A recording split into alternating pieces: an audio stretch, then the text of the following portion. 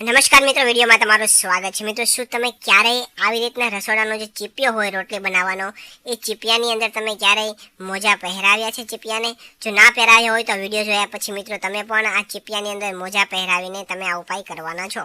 મિત્રો, તમારે એક ચીપિયો જે રોટલીનો આપણે છોડાવવા માટેનો ચીપિયો આવે લેવાનો છે, અને ત્યારબાદ તમારે તેની અંદર એના માટે એક જોડી જેટલા તમારે કોટનના મોજા લેવાના છે, અને ત્યારબાદ તમારે 2 રબર બેન્ડ લેવાના છે।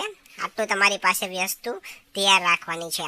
હવે મિત્રો, આ જે રોટલીનો ચીપિયો હોય એ તમારે ચીપિયાના જે બંને પાકડા છે એની અંદર તમારે એના ઉપર મોજા કોટનના પહેરાવાના છે। તમે જોઈ શકો છો, રીતના 2 તમારે કોટનના સ્ટ્રેચેબલ મોજા લેવાના છે, અને તમારે બંને ચીપિયાના બંને ભાગની અંદર, એટલે કે બંને પાક છે એની અંદર તમારે આ મોજા છે પહેરાવી દેવાના છે। મિત્રો, ચીપિયાના બંને ભાગમાં એક તમારે મોજું પહેરાવી દેવાનું છે, અને ત્યારબાદ જે રબર બેન્ડ છે એ રબર બેન્ડની મદદથી તમારે મિત્રો પાછળના ભાગમાં તમારે ટાઈટથી બાંધી દેવાનું છે આ મોજાને, જેથી કરીને મોજું છે એ ચીપિયામાંથી નીકળી ના શકે।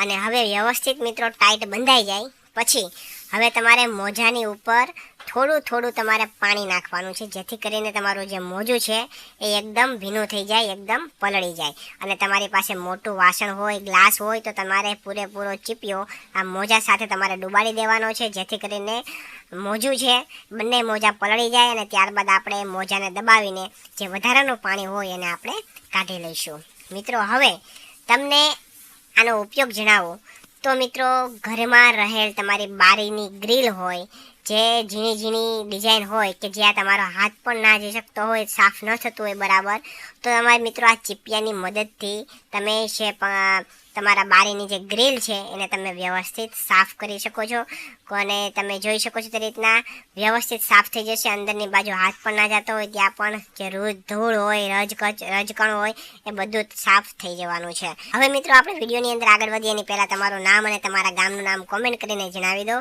જેથી કરીને અમે તમને સ્પેશિયલ થેન્ક્સ કહી શકીએ। તો મિત્રો, લાસ્ટ વિડીયોનું સ્પેશિયલ થેન્ક્સ માધવભાઈ શર્માને અમદાવાદથી, દક્ષાબેન પટેલને કેશોદથી, મહેન્દ્રભાઈ પંચાલને સરાડિયાથી, ગોપાલભાઈ પાટડિયાને હળવદથી, વર્ષાબેન શાહને સુરતથી, ધર્મિષ્ઠબેન ડોબરિયાને અમરેલીથી, જયશ્રીબેન ચાવડાને આણંદથી, શિવમ સિરામિકને પોંડેચેરીથી, ગીતાબેન રોહિતને ઉધનાથી, અને લતાબેન દેસાઈને સાયણથી જાય છે।